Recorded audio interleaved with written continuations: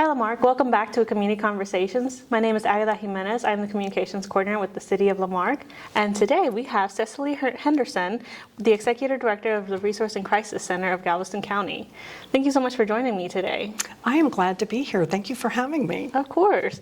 So in honor of January being National Human Trafficking Prevention Month, we invited our special guest here today to tell us more about human trafficking and what the Resource and Crisis Center is doing in our community to prevent human trafficking. So without further ado, can you tell me more about RCC? Yes, I'll tell you that we do deal with human trafficking. Our mission is to advocate and help victims of domestic violence, sexual assault, and human trafficking.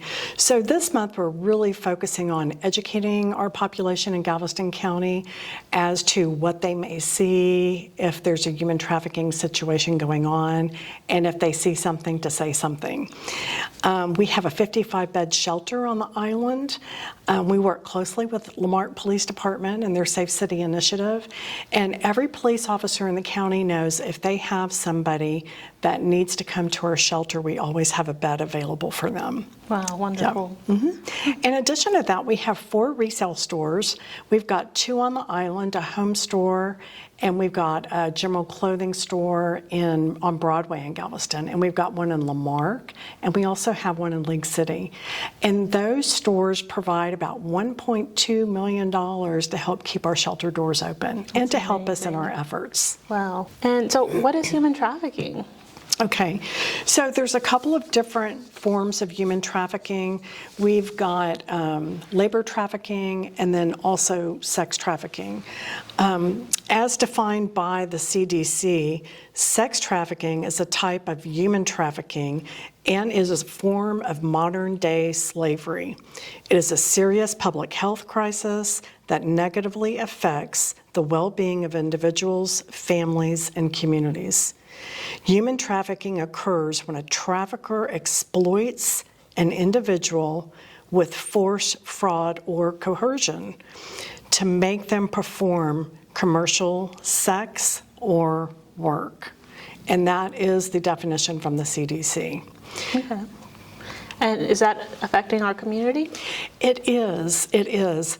There's lots of different types of trafficking, especially in the sex trafficking. We've got the Romeo or boyfriending, and you'll see this happen when somebody comes in, takes in a vulnerable person, and in return, they ask them to perform sex to help pay for the rent, things of that nature, and it turns into sex trafficking that way.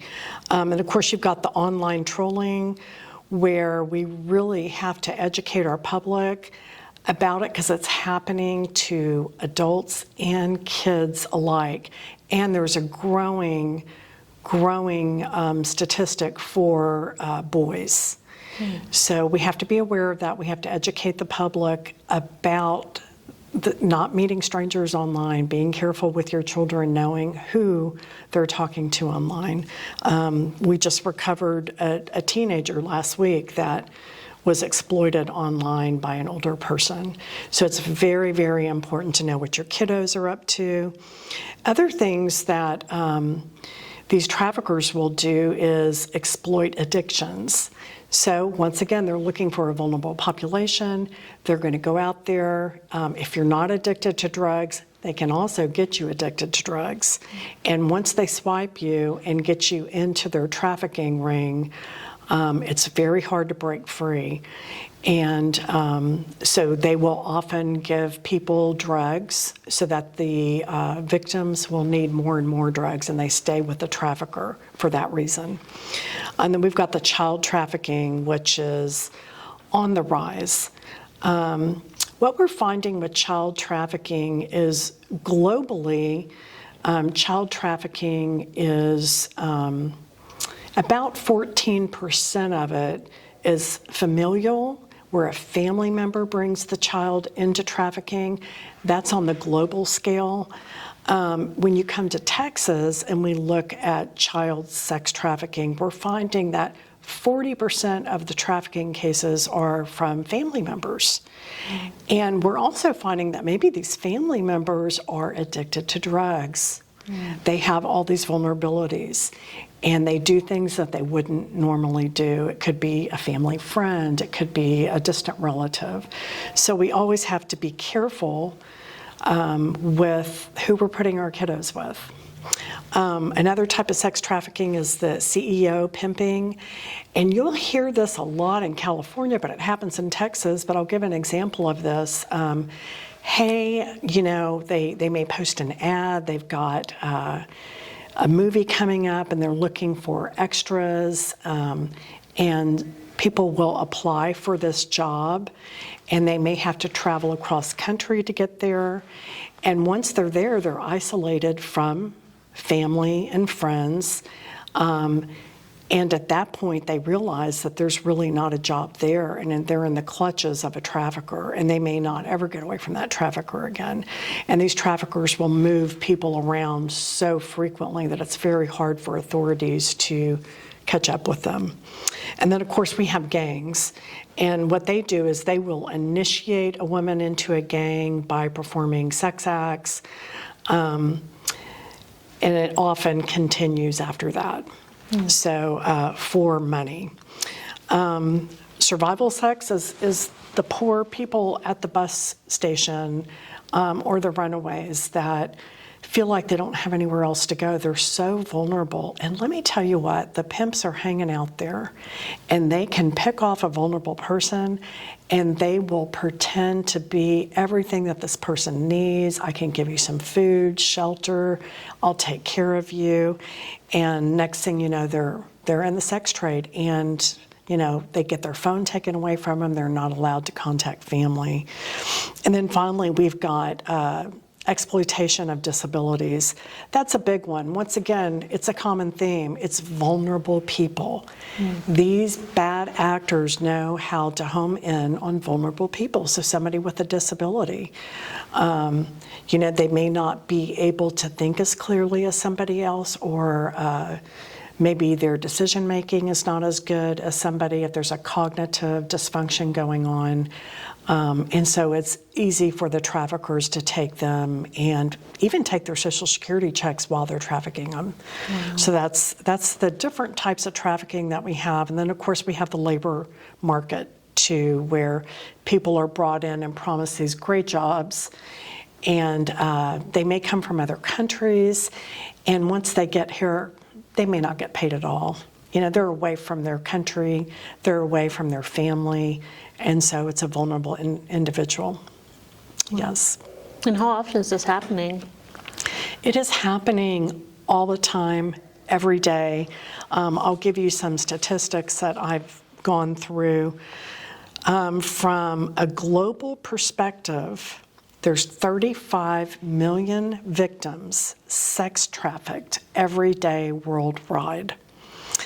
50% of the worldwide trafficking cases are happening in the United States. The global sex trafficking trade has surpassed the cocaine and fentanyl trade. It is a $150 billion industry. And the state of Texas ranks number 2 in trafficking cases. It follows behind California. Trafficking is highest in the Triangle in Texas, which is San Antonio, Austin, Dallas, and Houston. And so, as you know, Galveston County trends behind Harris County. So what's happening in Harris County pretty much is happening in Galveston County as well. So we have to be very alert of that. We've got a large tourism industry in Galveston. It's a great place to visit. But it's just like heart disease. You have to prevent heart disease by doing certain things. In order to prevent trafficking, you have to do certain things to prevent it. And that's where RCC comes into play. We are constantly out in the community talking to churches, city councils, anybody that will listen, groups, Rotary clubs, churches, as I said, and we're letting them know what you need to do to prevent this, and that, yes, it is happening. And so watch your kids. make sure that whoever they're talking to online is really a friend from school, because oftentimes it's not. Adults, you have to be careful if you're on dating sites, you have to be very careful. Not everybody is who they appear to be. So basic internet safety, and so we're going through that all the time. Cell phones, you have to be very careful. What type of cell phone do you want for your kid? You know, do you want them to have internet access? So these are all things that you need to consider for safety.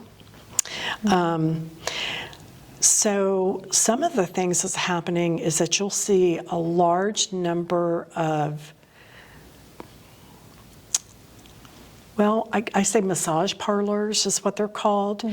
And I think we have 150 illicit massage parlors in our county. Oh, wow. At last that we counted up with law enforcement. And so, the way you recognize that is that usually the people live underneath one roof, and so they're coming to work in a van. They're going straight into this massage parlor, and there's a lock on the door. You have to knock, and oftentimes if you go for a massage and you're a woman and you think, oh, I'll just go get a massage here, they'll deny services to you. So these are all things that are red flags. At the end of the day, you see all of these people get back into a large vehicle and they bring them back to the place, big home, where they live. And so they're being trafficked. They're getting paid nothing or very little, and they're performing sex acts in the massage parlors. So that's happening in Galveston County. And so when you see something like that, say something, report it. Call the non-emergency number, get down information. Don't get too close, but you can get a good description. You can get the name of the establishment and pass that on. So it's really important to keep your eyes open and your ears. Is there any additional approaches for prevention that RCC is doing? Yes, as a matter of fact, on March 26th, we're having our annual luncheon.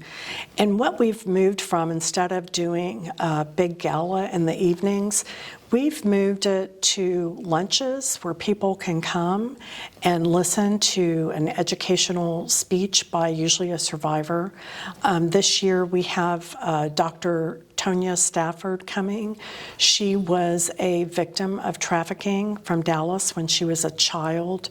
Her mother trafficked her at a very young age.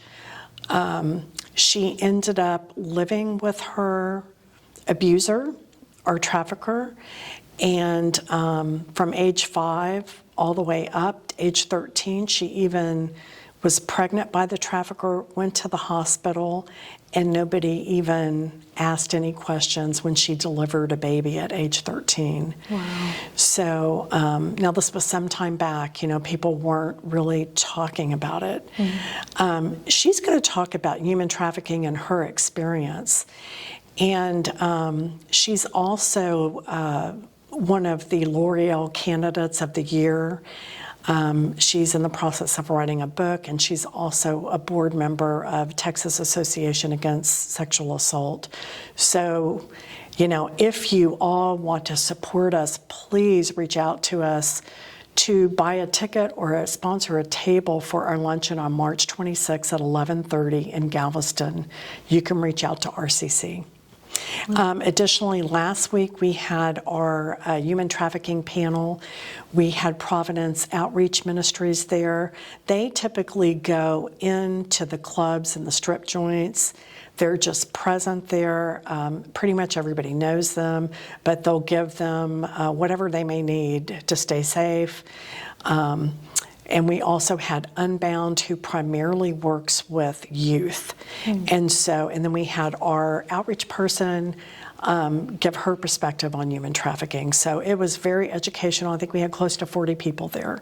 So we were constantly doing these things. And of course, we work with UTMB very closely. We're the first responders to any sexual assault, domestic violence cases in the county. And so we work with their forensic team closely. We're on call. Wow. Does the shelter house women who have escaped from human trafficking? Absolutely, we do.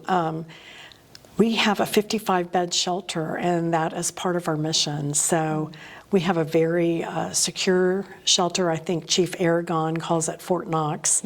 And so it's very secure. It's a safe place. You can't see our survivors in there.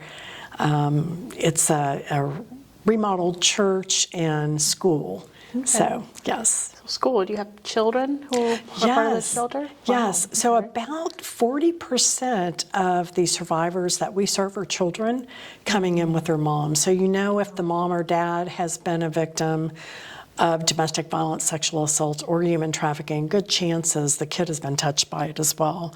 So we are working with the kiddos, absolutely. And they are a joy. Christmas just went by, and we had a wonderful Christmas for them and the families. Good. Yeah. Yeah. Okay. Well, then, if somebody wanted to donate clothing, I know you mentioned you have resale shops. Yes. How can one donate? So all that you have to do is go to our website, and we have 4 resale stores.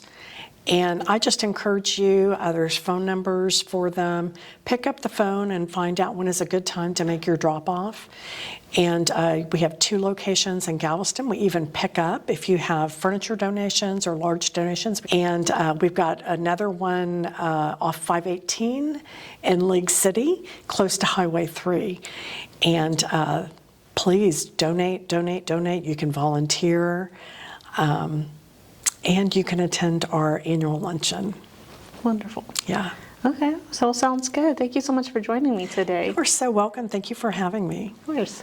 If you'd like to learn more about RCC and everything that they do for our community, visit their website at rccgc.org.